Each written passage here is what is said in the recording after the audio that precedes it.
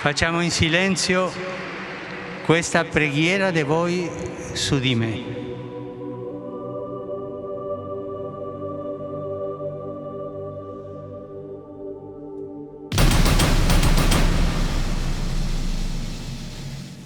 Okay, things are changing very, very fast. The man is no more. Okay, I'm not gonna say the name because I'm trying to avoid being censored. You know, you can't say everything on YouTube. They're going to block you. So the great man, you know who the great man is, he's no more.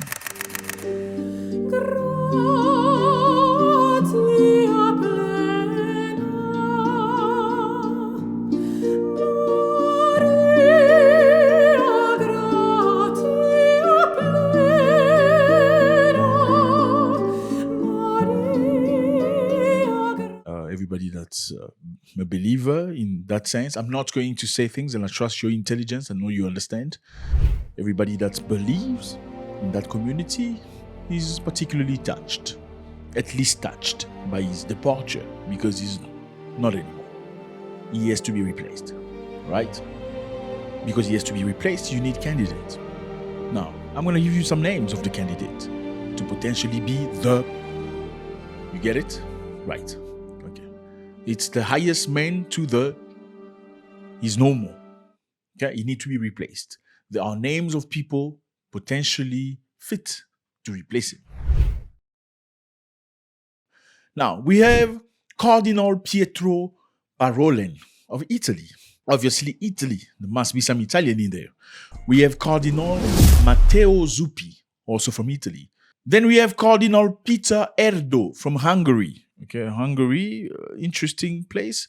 Then we have Cardinal Luis Antonio Tegol from Philippines, who's also potentially one of the chosen people. Now, the interesting part for you, we have Cardinal Peter Turkson or Tarkson. Peter Tarkson or Peter Tarkson, depending on which way of English you want to speak. From Ghana, yes, Ghana. Ghana is an interesting place. So the Cardinal Peter Tarkson is from Ghana, potentially the next big man. So a lot of Ghanaians are very happy and they're praying for it. Hopefully Ghana is represented like that. And interestingly, he's not the only African. There's another name, Cardinal Robert Sarah. Okay, Sarah is a girl's name, right? But anyway, Robert Sarah from Guinea was also potentially, fit to assume the throne. How do you feel about this? Do you think it's about time that Africans are represented in a church? I'm trying not to use those words because, it's crazy. Yeah? Do you think it's about time Africans are represented? Or do you believe the gods are all... I'm just asking. It's very interesting. How do you feel about this? I mean, do you want my view? Well, I'm going to tell you my view. I don't think there are going to be any African in that position. Not right now. I'm just saying, and I could be very much wrong. But I don't think it's going to sit well with many people. I think there's a representation to everything. When you watch a movie, do you know why you like African-American movies more than other movies? I mean, you may not know it, but you tend to feel attached or more drawn into African-American movies. Or maybe Black British movies. Why do you like those movies?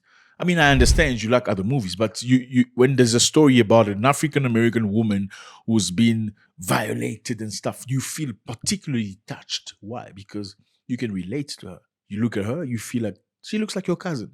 And it's not your fault. How do you feel that way? Because somebody came into the continent and made you feel smaller than you are. Because before they came and made you feel smaller than you are, you didn't have that feeling of feeling distant from some people and close to others. Because you thought every human is just a human until they took you to slavery. That's what I'm saying. So we have an issue here of relatability. Do you think people are going to be okay with seeing somebody like you from Ghana being the... It's going to be very difficult. I mean, correct me if I'm wrong. Let's see how it goes. If truly they select one of them between Mr. Peter Tarkson and Mr. Robert Sarah to be the... I'm going to make a video and say sorry. Okay, I got it wrong. I mean, this is very interesting because this is happening in the past.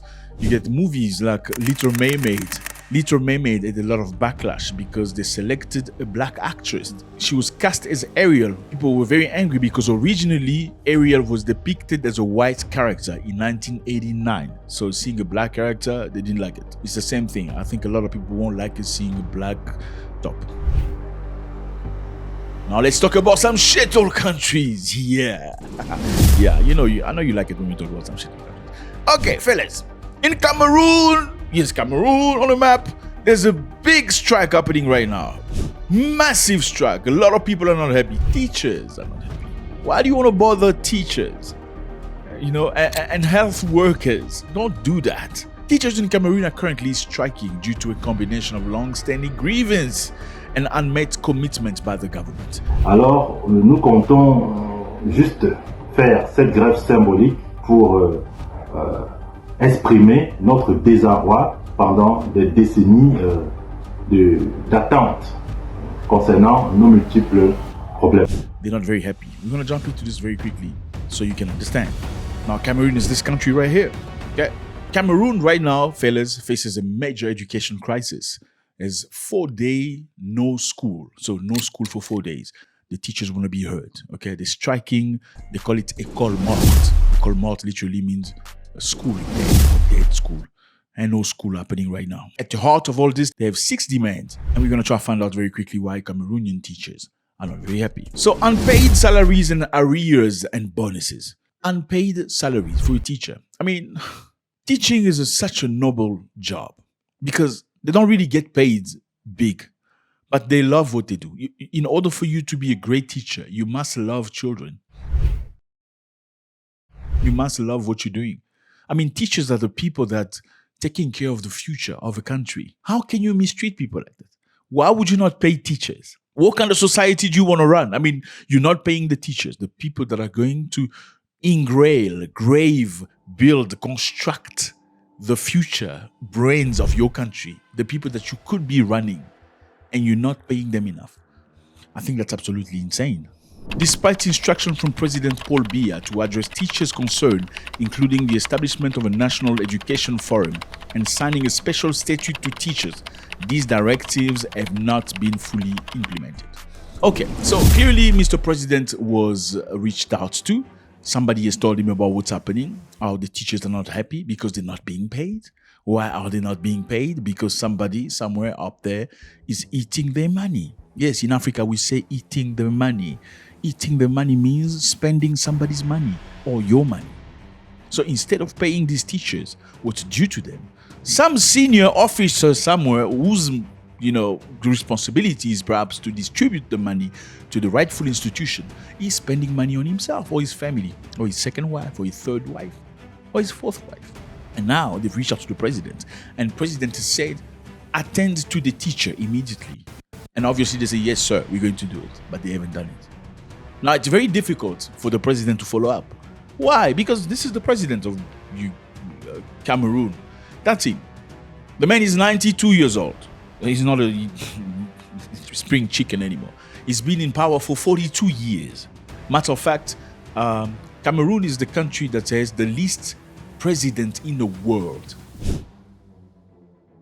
They only had 2 presidents since independence in 1960 for the French and 1961 for the English. I'm going to explain that just now. Cameroon has only had 2 presidents. Maybe beside Cameroon, there's Eritrea, who's had only 1 president. You talk about some shithole countries. 1 president since independence, but you can understand Eritrea has been independent, so-called independent, since 1991. Cameroon has been independent since 1960. Okay, and the first president passed. The second one has been in power since then.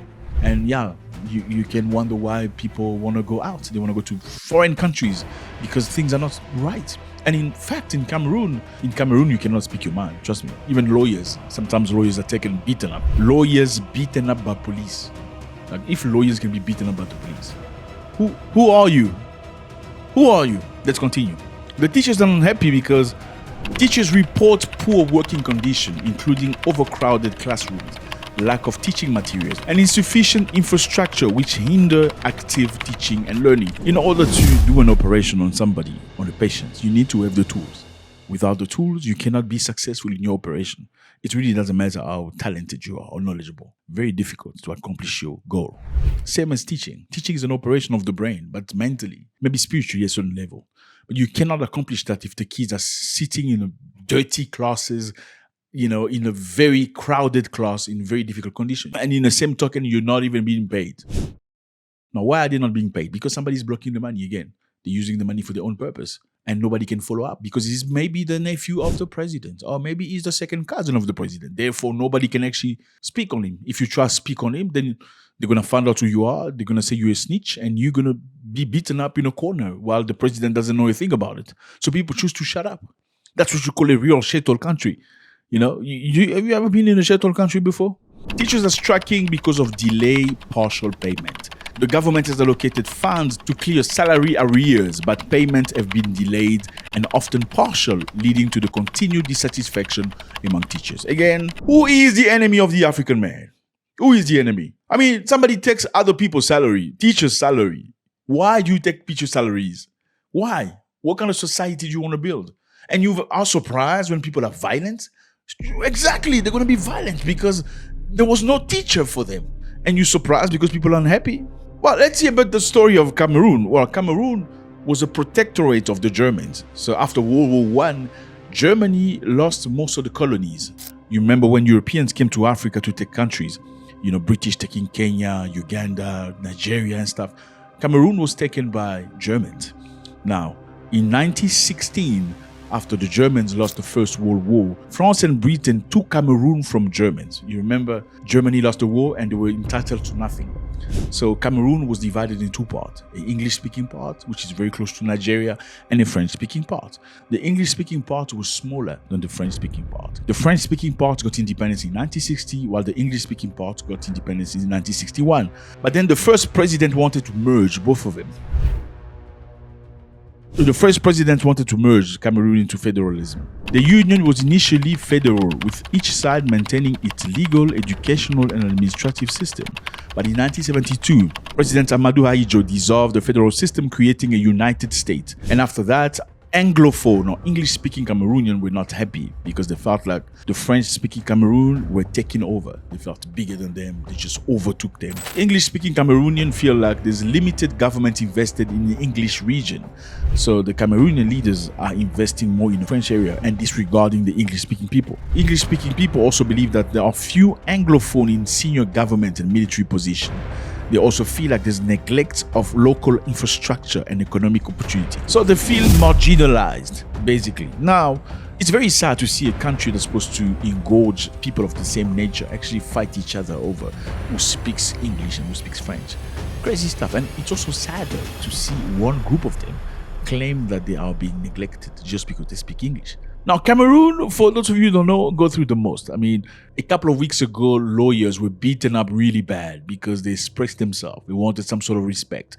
But the police, yes, the police taking up lawyers and beating them bad. Cameroon doesn't have the greatest reputation of democracy. As a matter of fact, if you speak your mind over there, they're going to beat you really bad.